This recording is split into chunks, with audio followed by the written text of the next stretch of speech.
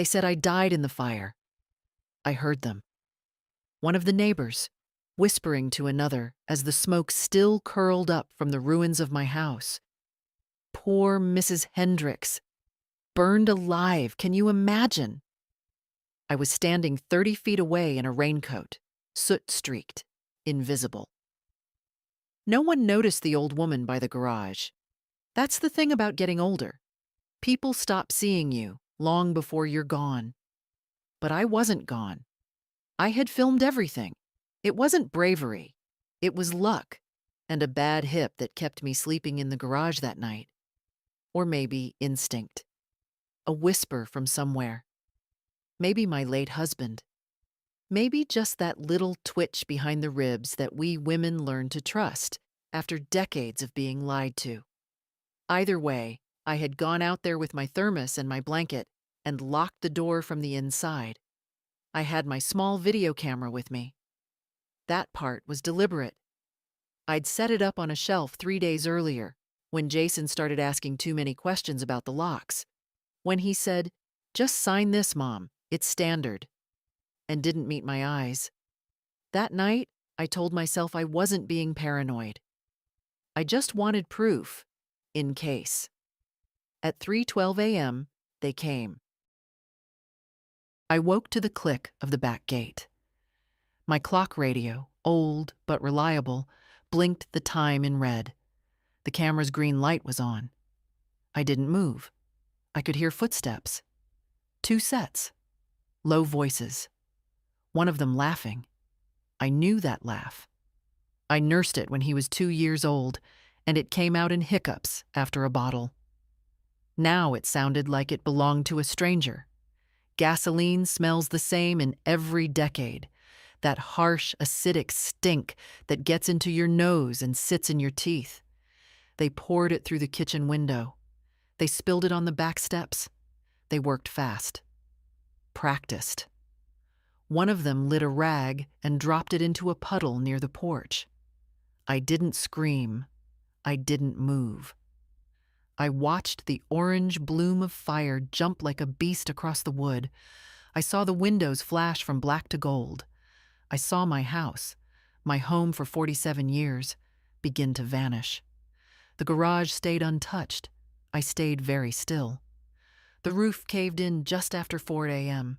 It took the fire trucks 10 more minutes to arrive, long enough that no one expected survivors. The flames had died down by then. The house was a skeleton, charred beams and embers. One of the neighbors, Barbara, I think, stood out front in her bathrobe, hugging herself. "She was in there," she said. "She never left that house." I was 30 feet away. I had the camera. I had the recording.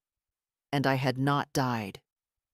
When the arson investigator showed up at 8:45 a.m., I stepped forward, slow and calm, with my scarf wrapped tight and the camera clutched in both hands. "You're going to want to see this," I told him. He blinked at me like I'd walked out of the fog. "Ma'am, are you—" "I'm Rosemary Hendricks," I said. "That's my house. They said I died in the fire. I didn't. But I know who tried to make sure I did." He took the camera. I watched him walk away with it. Watched him speak into his radio. Watched the shift happen, from quiet disbelief to full alert. And then I turned, slowly, and sat down on the curb. I didn't cry. Not even when I saw the wedding photo frame twisted in the wreckage. Not even when someone placed a blanket around my shoulders and whispered, "God have mercy. She was alive all along." No, I didn't cry. I was too busy remembering the way Jason had said goodnight. Too busy hearing again how he paused at the door and said, "Sleep tight, Mom," and locked it from the outside. The night before the fire, I baked a pie. It wasn't for anyone in particular, just a habit. The last time I had made that recipe was 6 months earlier, when my son still came by without an agenda. Lately, even his smile had conditions. "You don't need to do all that, Mom," he'd say, brushing past the kitchen. But I did it anyway. Something about cinnamon and sugar made the house feel like mine again, even when it no longer was. Jason had arrived around 6 in the evening. He didn't knock, hadn't in years, just let himself in with the key he insisted on keeping in case of emergency. "Brought you something," he said, holding up a brown paper bag like a prize. Inside, a frozen lasagna and a bottle of off-brand wine. "Thanks," I said, placing them on the counter. He didn't sit down, just walked through the rooms, touching light switches and glancing at the windows. "Everything working okay?" he asked. "Seems to be." "Locks good?" I looked at him. "You changed them yourself last spring." He smiled, a little too quickly. "Just checking. You know how these old doors get. Might be time to invest in one of those smart locks." I didn't reply. Jason hated silence, always had. When he was nervous, he filled the air with words. That night, he talked about the weather, about some new policy at work, about how the neighborhood had changed, and how we'd have to think about security. We. At 8:15, he handed me an envelope. "Don't worry," he said. "It's nothing big, just some standard forms. Liability stuff in case the city ever inspects the house. They've been doing rounds, you know." I took the envelope, but didn't open it. "Jason, it's nothing, Mom. Just sign it and I'll take care of the rest." I nodded, folded it in half, and placed it under a cookbook. That was the last time I saw his face before the fire. He left at 8:30. I locked the front door behind him. Then I turned on the porch light, just like always. Except that night, I didn't go back to the bedroom. I walked through the kitchen, past the laundry room, and out to the garage. It wasn't comfortable. A folding cot and an electric heater. My knees didn't like it, and neither did my back. But I had gotten used to it. The so-called renovation in the master bedroom had started 2 months earlier and never ended. First it was a leaky pipe, then the ceiling, then mold. Jason had said, "It's safer if you don't sleep in there." Safer. The garage didn't have curtains, just a dusty window with a view of the side yard and the back gate. That night, I sat with a blanket over my shoulders and turned the camera on one more time to make sure it still worked. I didn't know what I expected to catch. Maybe mice, maybe nothing. But I was tired of the way the house no longer felt like mine. Tired of Jason's strange visits. Tired of feeling like a guest in the home where I'd cooked 10,000 meals and folded every towel. So I pressed record. At 10:47 p.m., the porch light flicked off. I didn't touch the switch. At 11:03, I heard a car drive by and slow down. Not stop, just slow. The engine idled, then rolled away. That was nothing new. We were near the edge of town. Teenagers liked to park by the old gas station across the way. At 1 a.m., I finally lay down. I didn't undress, just pulled the blanket up and closed my eyes. At 3:12, the gate clicked. And now you know the rest. They say trauma scrambles your memory. Not mine. I remember every second of that night. The sound of the gasoline sloshing. The way the fire moved like it knew where to go. The smell of burning paint, old drywall, cloth. I watched it all through the gap in the garage door, silent, alive. At 4:21, I opened the garage from the inside. Smoke had already turned the sky brown. I walked down the driveway barefoot, holding the camera like it was a newborn. And when the fire trucks came, I didn't wave. I just watched. The garage wasn't meant to be lived in. It was cold in the mornings and smelled faintly of oil, even though I hadn't owned a working car in over a decade. The windows were high and dusty, the walls unfinished. But I made do. After Jason's renovation started, it was the only space he hadn't claimed. At first, he said it would just be for a few nights. The contractor needed access, he said. He needed to gut the whole bedroom wall. He even moved my mattress out there himself, like he was doing me a favor. "It's temporary, Mom," he said. "Promise." I didn't argue. What would have been the point? The renovations never began. No hammer, no paint, just excuses. The bedroom stayed locked. The light bulb burned out and was never replaced. One night, I peeked through the crack in the door and saw boxes. None of them mine. The garage became my corner of the world. I brought my tea kettle out there. A lamp, a small electric heater. I didn't complain, not even when the cold crept into my bones. I told myself I was lucky. Some women my age lived in basements or shared rooms in care homes. At least I had a roof. At least I had a lock. It was only after Jason started talking about security that I realized I was no longer safe. The questions were too pointed, the visits too short. And then the day he came by and asked where I kept my documents. "Just curious," he said, shrugging. "I mean, if anything ever happened, it's good to have all your stuff organized." That evening, I looked through the drawer where I kept my papers. The will was gone. My heart didn't pound. Not right away. It just sank. Like something inside me had been quietly preparing for this. I sat down and called the local electronics store. "What's your smallest security camera?" I asked. They had a model the size of a plum. Wi-Fi enabled. Motion triggered. I paid cash and had it running by nightfall. I didn't tell anyone. Not even Helen, my neighbor, who always meant well but couldn't keep her mouth shut. I set it up on the garage shelf. Framed it toward the door, angled enough to see the kitchen entrance if the inner door ever opened. 3 nights later, it recorded Jason. Not his face. He was careful with that.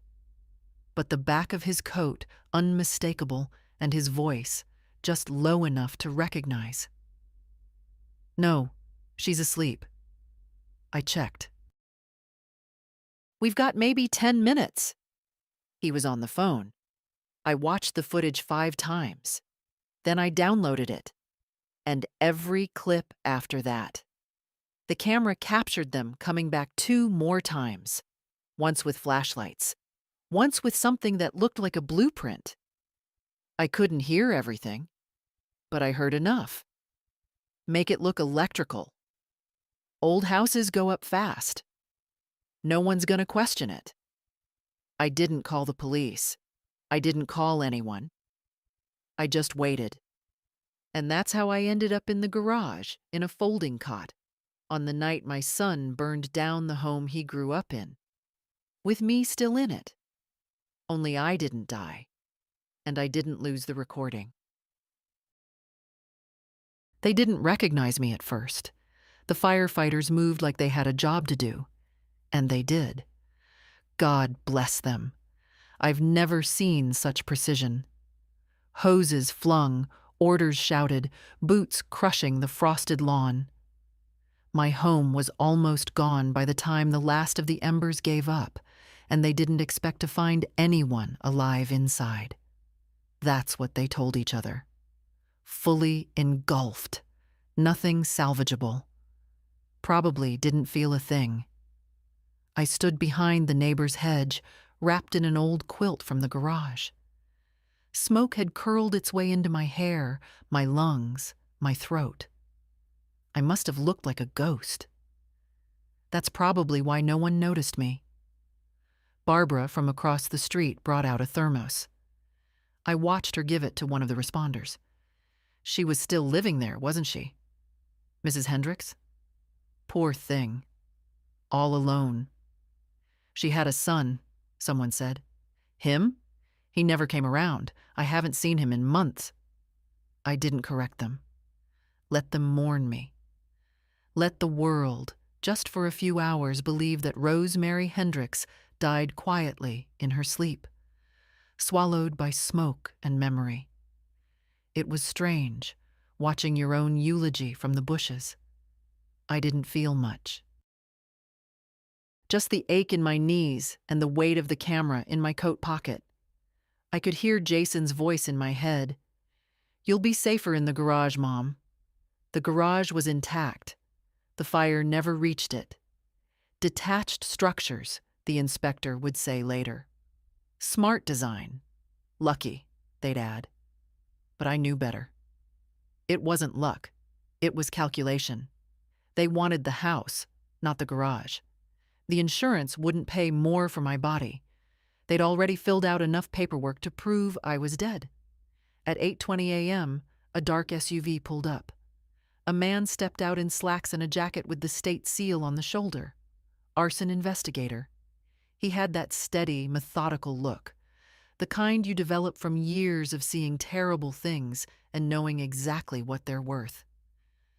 I waited until he'd walked the perimeter, taken his notes, crouched to examine a piece of scorched wiring.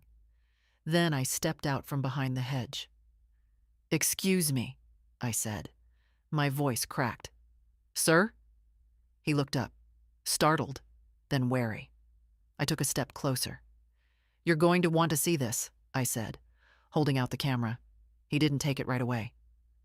"Ma'am, are you—" "Rosemary Hendricks," I said. "This is my house."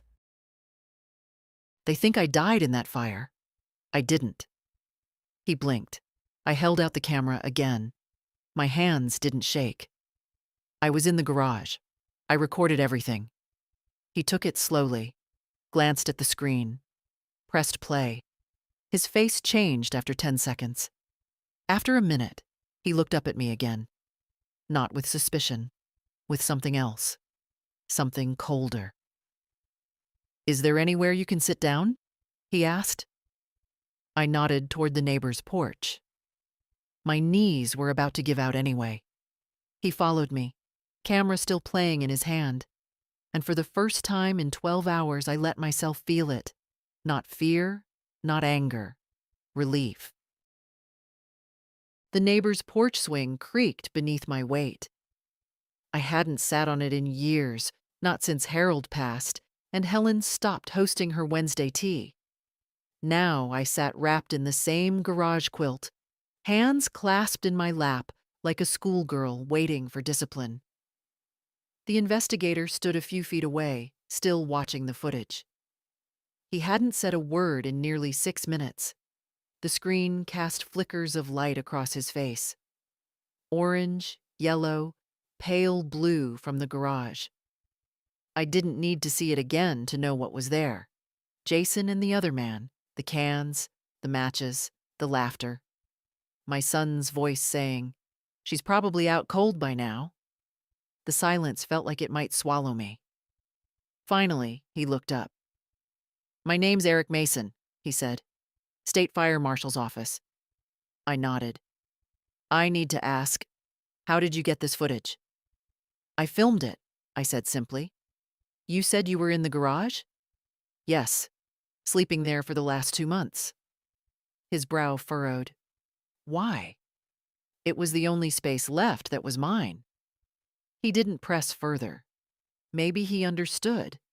Maybe he'd seen enough cases where renovation meant eviction in slow motion. This footage," he began, glancing back at the screen, "is not only evidence of arson, it's attempted murder." I didn't flinch.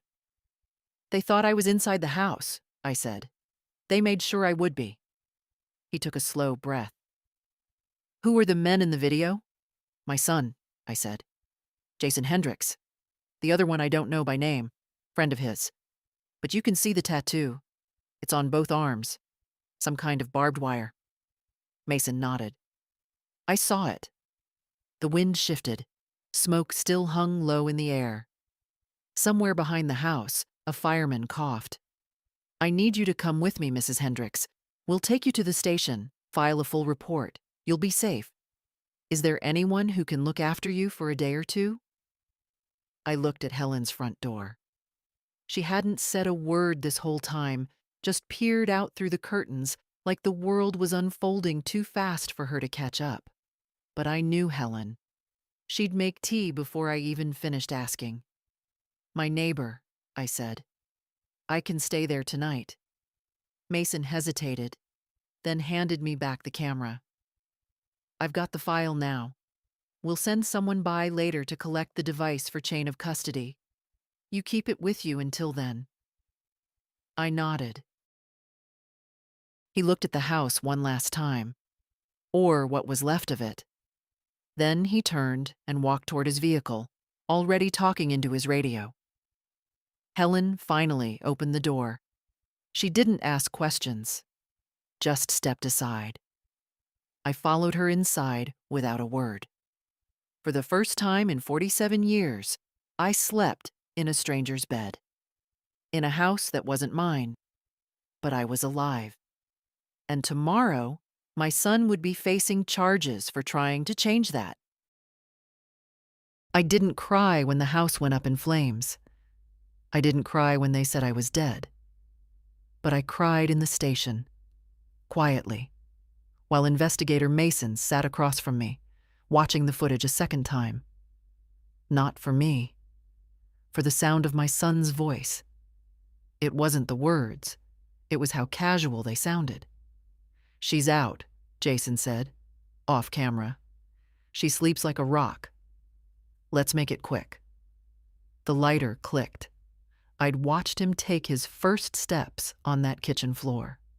I'd patched his jeans when he fell off his bike in the same hallway he later doused with fuel. I'd buried his father, held him close at the funeral, promised him everything would be okay. Now here he was, on video, setting my life on fire.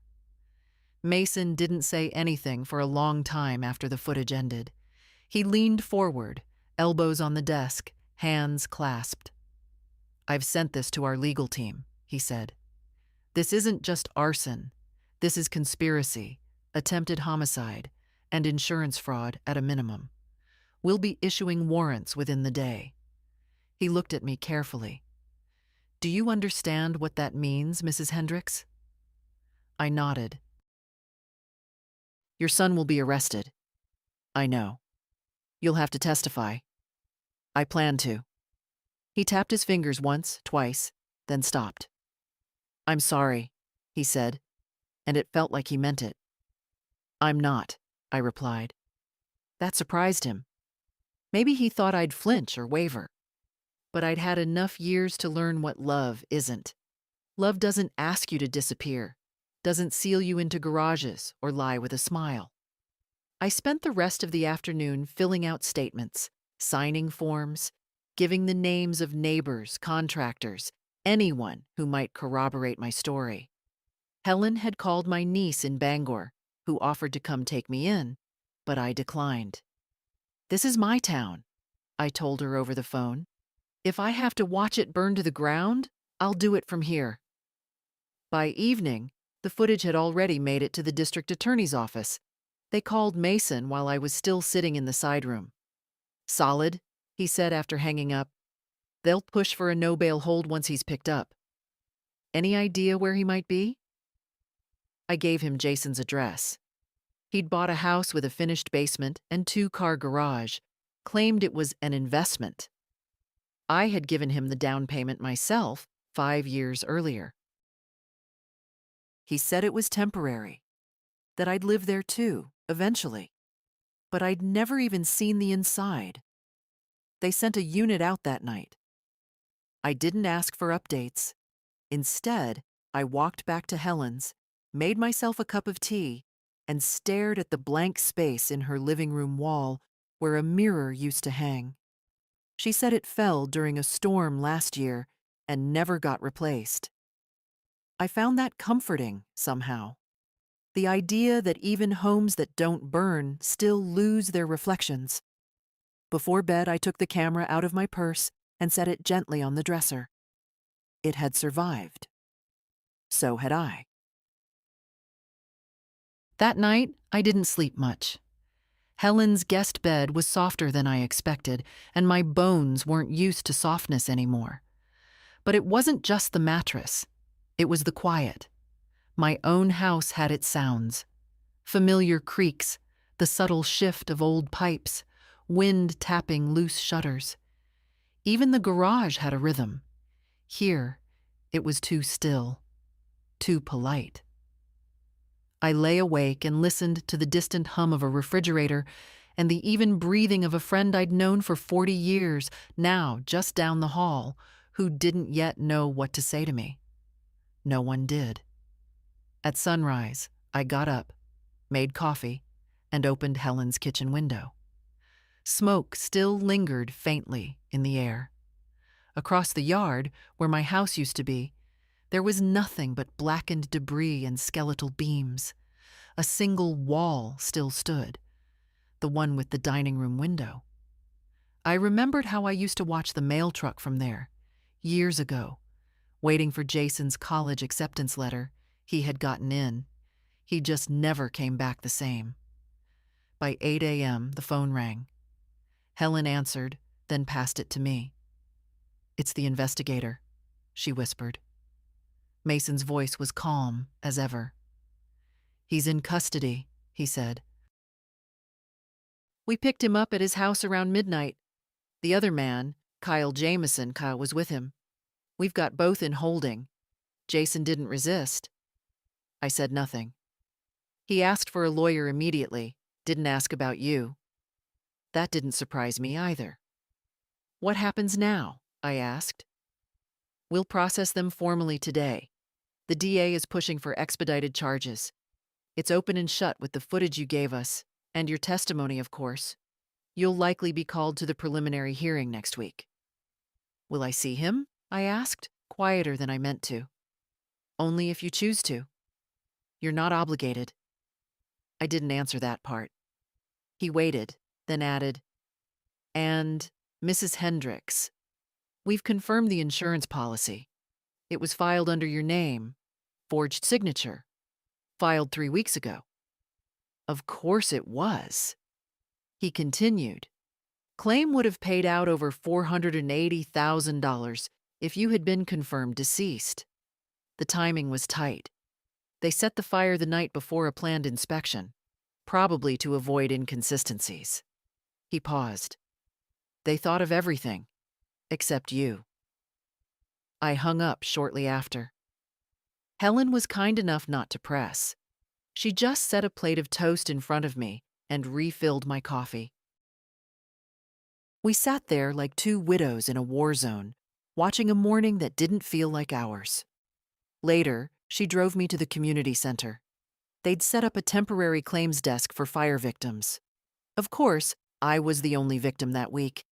Still, they gave me forms, asked if I had ID, if I had plans. Plans? I said no. No plans, no place, no family. "Well, that's not quite true," I said finally. "I have a niece in Bangor. Could she take you in?" the woman asked gently. She offered. "And you declined?" I did. She smiled a little. "Then maybe you've got more plans than you think." I took the forms and left. Outside, the sky was pale and cloudless.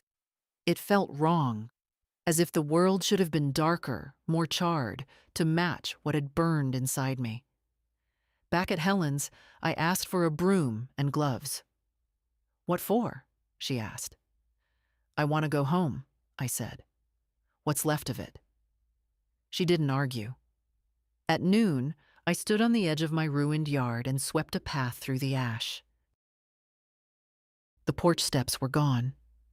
I stood where they used to be, just the scorched outline of their shape left on the ground, and tried to remember how many times I had climbed them. Carrying groceries, holding Jason's hand, dragging suitcases after Harold's funeral. No one ever thinks of steps as memory, but they are. Helen stood a few feet behind me, her hand resting on the fence post. She knew not to follow. I stepped carefully across the debris. Not much was recognizable. The couch was a skeleton, the kitchen table a warped, half-melted slab. I picked my way to the corner where the living room once stood. A piece of the wall was still up. My wedding picture had hung there. The frame was gone. That was for the best. I crouched slowly, carefully, and picked up a bit of blackened wood. It crumbled in my fingers. This house had been ours. Harold and I bought it in 1972, just after he got back from the Navy. It was small then, with no garage and only one bathroom. But the yard was deep, and the trees had strong roots. He built the garage himself in '79. Said he wanted a place to put his tools, but really it was to keep Jason's bikes from rusting in the rain. We added a second bedroom when I got pregnant again, but the baby never came. After the miscarriage, Harold left the crib in the attic. "Just in case," he said. Jason never asked for a sibling.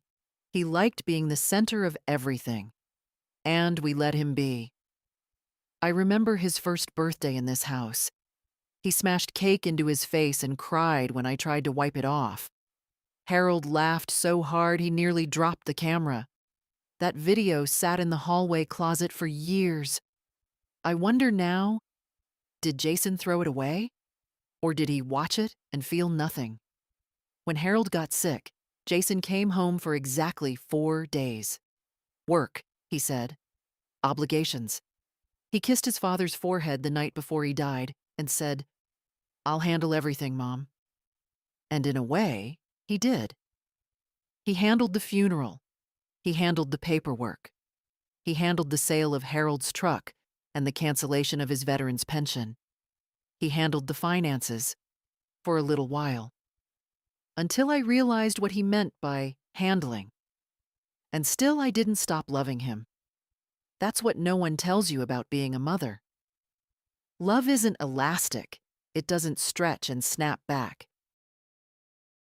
It frays slowly, like old thread, until you're left holding the end of something that used to be strong.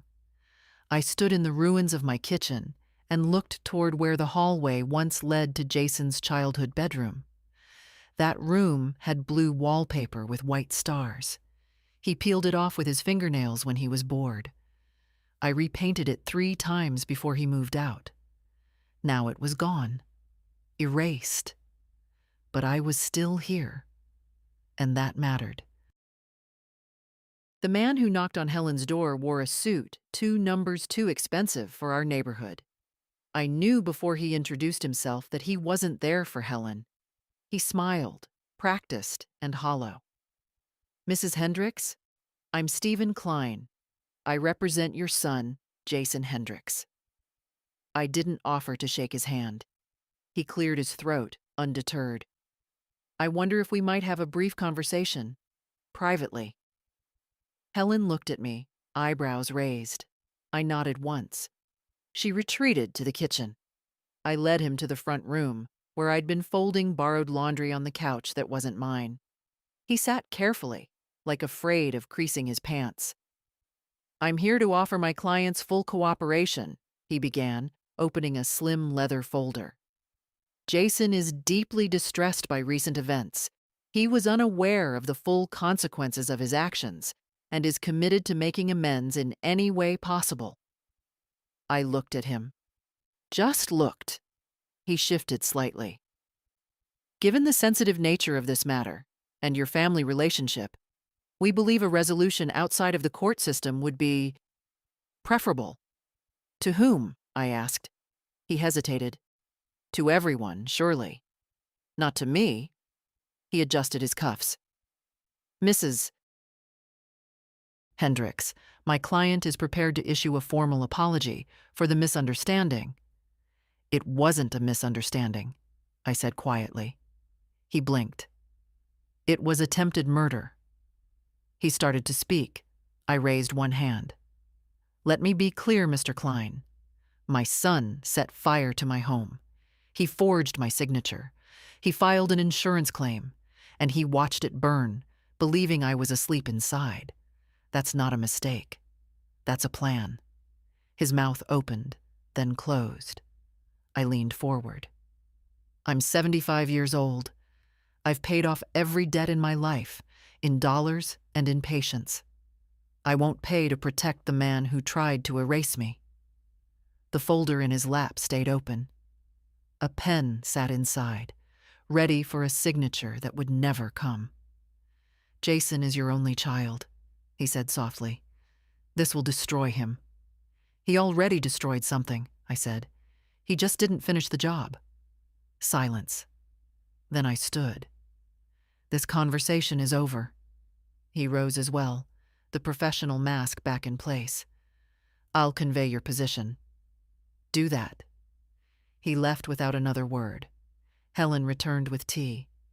She didn't ask what he said, just poured quietly and handed me the cup. I held it with both hands and stared out the window. My son tried to kill me, I said aloud for the first time. And it didn't feel like betrayal. It felt like truth. It made the papers by Sunday. Helen handed it to me over toast, her lips pressed tight, like she didn't want to speak before I saw it for myself. Local woman survives fire set by son. Records the crime herself. Beneath that, a photo of my house, or what was left of it. Taken just after sunrise.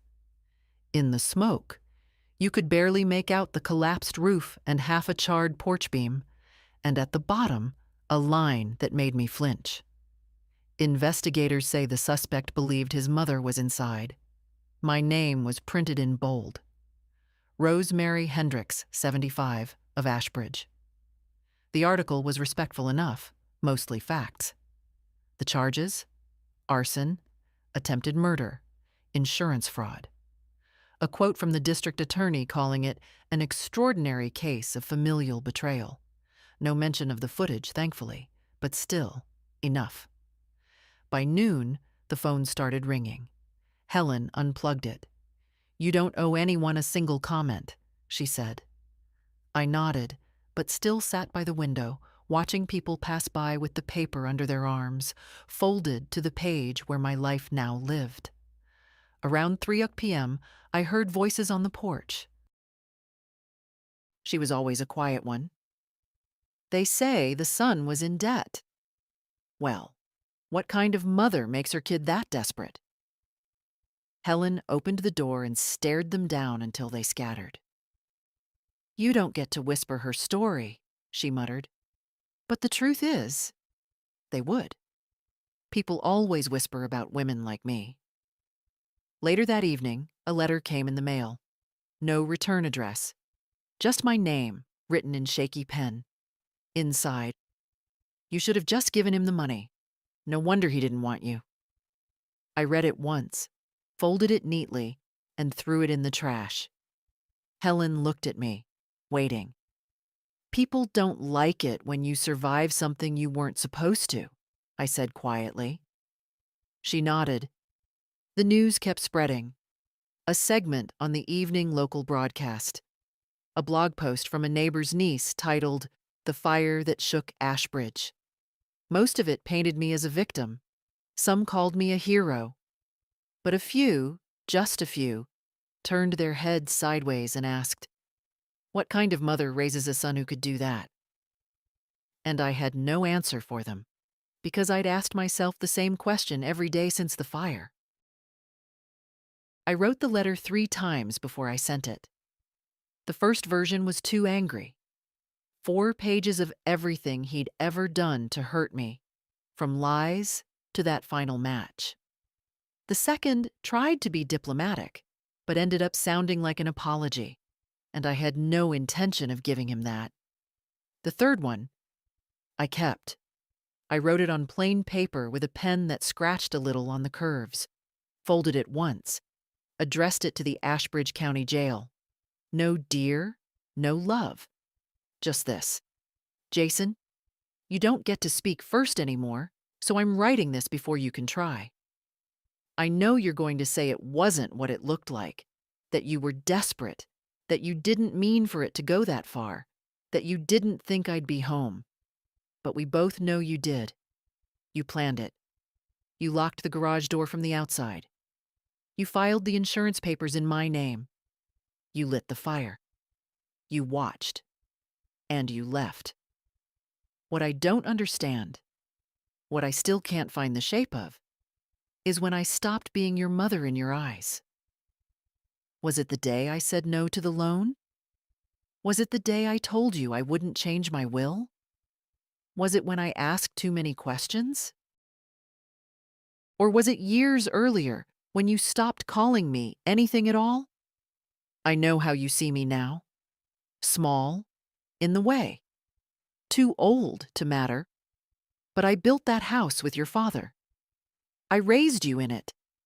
I buried him in the same town where you now sit in a cell for trying to erase me. I'm not sending this to punish you. Life will take care of that. I'm sending it because I need you to know I survived. Not just the fire. Not just the betrayal. All of it. And I will keep surviving. You will not hear from me again.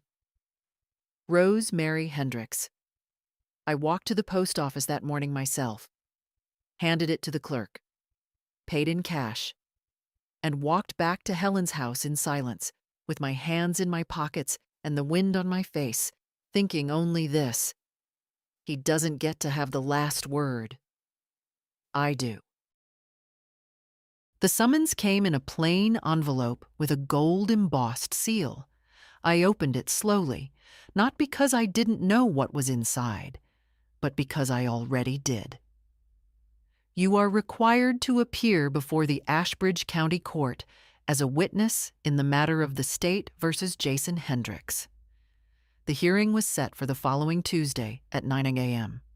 Helen offered to drive me, but I declined. I took the bus. I wanted to walk those courthouse steps by myself, to feel them under my feet, not as someone broken, but as someone still standing. The courthouse smelled like polished wood and old air. It had that quiet hum buildings get when justice is supposed to happen inside them, restrained, uncomfortable, humming with tension. They called me to the stand at 9:47 a.m. Jason was already seated at the defense table, his wrists cuffed, his hair cut short like a boy again. He didn't look at me when I walked past. I raised my hand, swore to tell the truth. And then they asked me to speak. No one interrupted. No one tried to soften the questions. They asked me about that night, about the months leading up to it, about the documents, about the locks, about the footage. I told them everything. In clear, calm sentences. I didn't cry. When the prosecutor asked, "And what relation is the defendant to you, ma'am?" I said, "He's my son, by blood only." There was a moment of silence after that. Even the judge looked up. I didn't flinch. When they played the footage, the same minute long clip I'd watched so many times it no longer felt like my life, I didn't look at Jason. I watched the jury instead. Most of them looked away. One woman, middle-aged, kept her eyes on the screen the entire time. When it ended, she looked at me, not with pity, with something like sorrow, maybe even respect. When it was the defense's turn, Jason's lawyer didn't ask me much. Just one question, really. "Do you believe your son intended to kill you?" I looked straight at Jason for the first time since I took the stand. "Yes," I said. That was all. When it was over, I stepped down, walked back past him. He didn't meet my eyes. He didn't speak. Not a word. And I was glad. Outside, the wind had picked up. The bus stop was 3 blocks away. I walked the distance slowly, the way you do when you're leaving a place that won't matter to you anymore. I didn't feel triumphant, but I felt something else. Free. The court didn't send flowers. No medal, no thank you. Just a folded transcript and a receipt for my testimony. Signed, dated, filed. Afterward, the days passed quietly. Jason stayed in custody. The news moved on. Ashbridge turned its attention to the next fire, the next scandal, the next obituary. I walked to the library once a week, returned to the clinic for my checkup. No one stopped me. No one stared anymore. It was like I'd been folded back into the world. Except the world I returned to wasn't the one I knew. Helen offered to let me stay longer. She even cleared a closet for me. But I told her gently, "It's time I go home." She nodded, said she understood. The house had been declared a total loss. The insurance company rescinded the payout once the fraud was confirmed, and the bank, which never saw a single mortgage payment from Jason, quietly wrote off the damage. I wasn't liable. I was just the woman who didn't die. I used my savings, what was left, to rent a small aluminum trailer from a retired man named Walt who lived down by the river. He helped me park it right on the edge of my lot, the same land Harold and I bought in 1972. The trailer had one working stove burner, a leaking faucet, and a twin bed that groaned when I turned in my sleep. I didn't mind. I brought what little I had with me: 2 bags of clothes, 3 photo albums Helen had kept safe, a kettle, a chair. The rest had burned. Most days I sat on a lawn chair under the tree that had once shaded our porch. It was half charred now, bark peeling like old paint. But it stood. That was enough. People passed by sometimes. Some waved, some didn't. A few even stopped to talk. "You're brave," one woman told me. "I'm old," I replied. "Brave is what you are when you've run out of other options." The ground where the house once stood was now flat and black. No one had cleaned it. No one was coming. I swept the ashes myself. Each morning, I cleared a little more: a melted fork, a piece of tile, a nail. Some things had turned to dust. Others refused. One afternoon, I found the doorknob from the back door. Still whole, still round, still cool in my hand, like it remembered what it meant to be touched. I washed it in a bowl and placed it on the windowsill of the trailer. That was mine. That was home. At night, I made tea, sat by the window, and let the silence return. Not the silence of being forgotten, the silence of being intact. It rained the night Helen came by. She didn't knock, just stood under the awning of the trailer with her scarf dripping and a bag of groceries clutched to her chest. I opened the door and stepped aside. She didn't speak right away, just unpacked things onto my tiny counter. Apples, tea, 1 tin of shortbread cookies. "I figured," she said finally, "you weren't eating much." "I'm eating," I said. "Just not cooking." She smiled a little. "Well, you've earned a break." We sat by the window, rain ticking gently against the glass. She sipped her tea without sugar. I drank mine with a splash of milk, like always. For a while, we said nothing. Then she asked softly, "Do you miss him?" I didn't ask who she meant. I answered carefully. "I miss the boy he was. The one who used to crawl into our bed when there was thunder.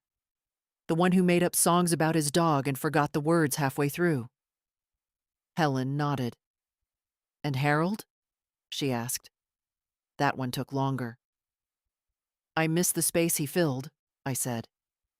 The second plate on the table, the sound of his boots, his back when he mowed the lawn. I even miss the way he never closed the bathroom cabinet. Helen smiled into her cup. "I don't miss the arguments," I added. "We had those too." "Does it get quieter?" she asked after a pause. "The loneliness?" "No," I said. "But it gets lighter." She looked at me. "Like wearing wet clothes," I explained. "At first, it clings, heavy and cold. But then you get used to the weight. You move slower. You expect less warmth. And one day, you find yourself stepping into it without flinching. Helen sighed, but not in sadness, just understanding. I worry, she said, that we're the last of something. We are, I said. But that's not the tragedy people think it is. We lived in full houses. We heard laughter behind doors. We sat through every kind of silence. That leaves a trace. And what about what comes next? She asked. For us? She nodded. We shrink, I said. Not in worth, in presence. Our world narrows. A single chair, a radio, a favorite spoon, and somehow that smallness becomes peace. Helen set her cup down and reached for my hand. Her fingers were thinner than I remembered. Mine, too. I used to think we disappeared, she said. Women like us. We don't, I said. We just become harder to find. We sat there, hands warm between cups of tea, while the rain washed what was left of the ash into the earth. I boiled water like I always did, slowly, with the old enamel kettle Helen had given me when I moved into the trailer. It whistled a little high that morning, like a bird call through thin metal. The sun had just begun to stretch across the ashes where my house once stood. Most of it was gone now, cleaned up, swept, removed by a volunteer crew that never asked for thanks. The earth was bare and stubborn. Nothing had grown there yet. But I'd planted something. Lavender. Just a row. It may not take. The soil was tired, but still. I put the seeds in the ground with my own hands. That meant something. I poured the hot water over the tea bag, let it steep. There was mail on the counter, a single envelope, no return address, just my name in block letters. The handwriting was neat. Mail. I opened it slowly. Inside, a short note. Mrs. Hendricks. You probably don't remember, but my father died in a house fire when I was 11. No charges were ever brought. Everyone said it was an accident. That's why I became an investigator. What you did, coming forward, recording what no one believed, standing in court without a single tear for sympathy, it reminded me why I started. You didn't just survive. You exposed something most people would have buried. Thank you for not staying quiet. Eric Mason. I folded the note and placed it in the drawer under my spoons. Not because I needed a reminder, but because I liked knowing someone out there knew the shape of what I'd done and didn't look away. I carried my tea outside and sat in the old lawn chair. The tree overhead was blooming again, a small rebellion. Half its branches still blackened, but new leaves came anyway. They didn't ask for permission. Neither did I. From where I sat, the world looked ordinary. A truck passed on the road. A child shouted 2 streets over.